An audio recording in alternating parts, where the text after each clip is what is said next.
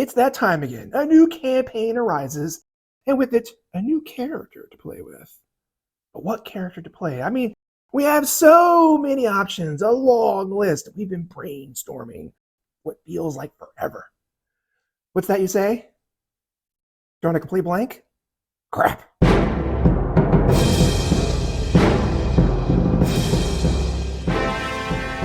Yeah, sometimes when it's time to come up with a new character, all those ideas just disappear. Or maybe this is your first time playing D&D or some other TTRPG. Where do you even start? So many options. Well, I have some thoughts. So let's discuss a couple of ways to get those creative juices flowing. Number one, artwork. Might seem kind of silly, but artwork was meant to inspire. This is the trick I usually recommend for newbies to the hobby. And a good place to start is with the character art in the player's handbook itself, or whatever starter book you have for the game of your choice. This is primarily why this art is there in the first place, to inspire you to play that character or something like it. Flipping through the pages and seeing some cool art and being like, oh, that's cool. I want to play that. What is that? How do I make a character like that? So where can you best find good art for inspiration? Well, to be honest, in the age of the internet, just about anywhere. Obviously, the D&D Player's Handbook, either one really, will have good art for species, classes, subclasses. There's also websites like Pinterest and others that have tons of art for you to search for. They've also put out some pretty nice D&D art books that will compile from the whole history of D&D. They're pretty interesting, but honestly, internet's probably the way to go. Number two, media. Who doesn't want to do this?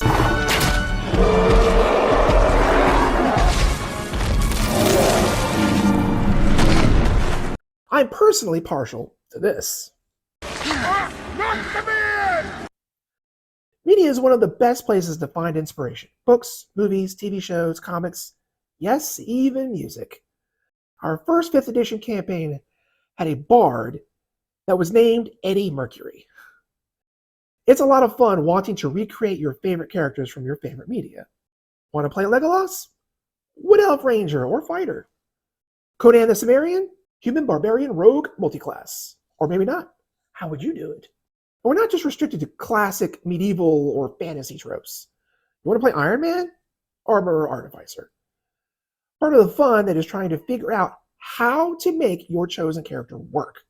How do you make Captain America in D&D? This is one of the best reasons to maybe branch out into other systems, or perhaps choose some third-party material to bring into your D&D games. With your DM's permission, of course. If you're a fan of Larian Studios, the makers of Baldur's Gate 3, then maybe you've played another of their games, Divinity Original Sin 2. A very similar game. In that game, there was a character you could play or be your companion, the Bard Lose. I think that's how you pronounce that. A demon-possessed magic user whose antics could cause a lot of interesting roleplay difficulties. I saw the art for her and decided to make a bard based on her character that I played through Storm King's Thunder all the way. I mean, maybe you just loved Edgin the Bard from the D&D movie, Honor Amongst Thieves, and you wanted to reimagine all your magic as just really bullshitting skills. Number 3, minis. Here's my little secret weapon. Typically, we make characters, and if you want to have some tabletop bling, we search out a mini that best fits our idea. But what if we turn that around? Go out and find a really cool mini and then make a character based on that. There is a good chance that you live somewhere near gaming or hobby store, and those stores have lots of minis on racks, hundreds if not thousands of them. They'll have batches of pre-painted minis, but also unpainted minis in the 1s and 2s, from companies like Reaper and WizKids. Browsing those selections might not just help you find a mini to match your character, but could also help you find a mini that you could find cool and be like, I want to make a character for that. Meet Sister Marie Delacroix. My friend who DMs for me saw this mini and absolutely fell in love with the character in the very brief bit of lore that was included. He created this whole elaborate backstory of a nun who grew up in an orphanage secretly run by the Zentarum, that would raise future agents for them. Now she's a sister of that order, and a hexblade that serves their patron goddess, the Blue Lady. All just from a mini he saw online. This is from, I think it's a French company called Raging Heroes. Also a character that, we played all the way through Storm King's Thunder together. Now, look at this. Paladin of the Raven Queen, although you can make her whatever you wanted. Another Hexblade, Blade Singer, maybe an Arcane Trickster. Check out her. I think she's supposed to be like an elven rogue, but who cares? Look at that hair. She's like Rapunzel out for revenge. These minis come from Dark Sword minis. They don't come pre-painted. That part's going to be up to you. But they make some of the best minis in the biz, in my opinion. Number 4, generators. If you can't think up a character, then have someone else do it for you. Character generators are a dime a dozen these days. You put in a prompt or some other parameter and voila, some random character idea pops up. And you can just keep doing that until something clicks.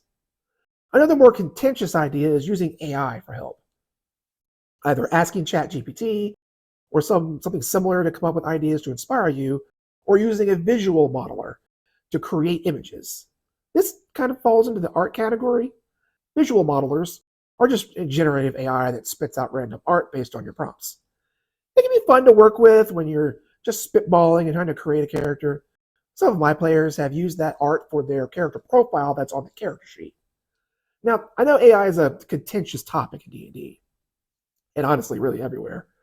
But for this personal use, to just figure out a character concept, I think it's okay. But I understand if it makes you too uncomfortable. If it does, why not try out Hero Forge?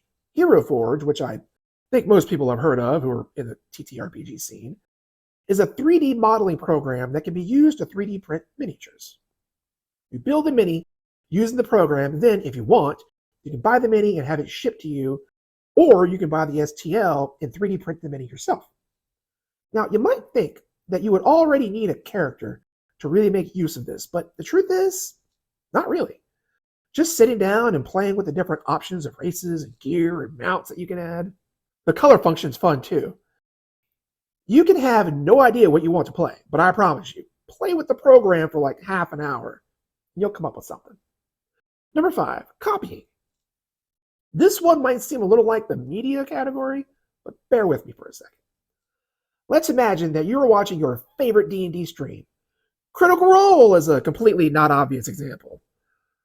And you fall in love with one of those characters and just really want to make it and play it yourself. This might seem like reproducing a character from some media, but I'm talking about the more technical game aspects. For example, this is Laudna from the 3rd season of Critical Role, Bell's Hells. I loved this character when I first learned of her. She's a hollow one, sort of a undead-like species. And she's a shadow sorcerer multi-class with an undead patron warlock. Now, sorcerer and warlock makes sense together. But, shadow sorcerer is okay. And the undead warlock is rarely anyone's first choice. But you put it all together, and you get something that's greater than the sum of its parts. And surprisingly tanky for what is normally such a squishy character. And that doesn't even get into her backstory, which is dark and so flavorful for her build. But I won't ruin that for you. But she's awesome, and I want to play this character. But what I'm really building up to is that it's okay to copy a cool character and play it for yourself. In particular, at your table, if someone in a previous campaign played something that's really inspired you, it's okay to make a similar character in your new campaign to try and capture some of that fun. Well, I hope I gave some good ideas to help inspire you to make new characters and maybe clear some of the creative blockage. I'm sure you all have many ways to think up character ideas that I have never even thought of.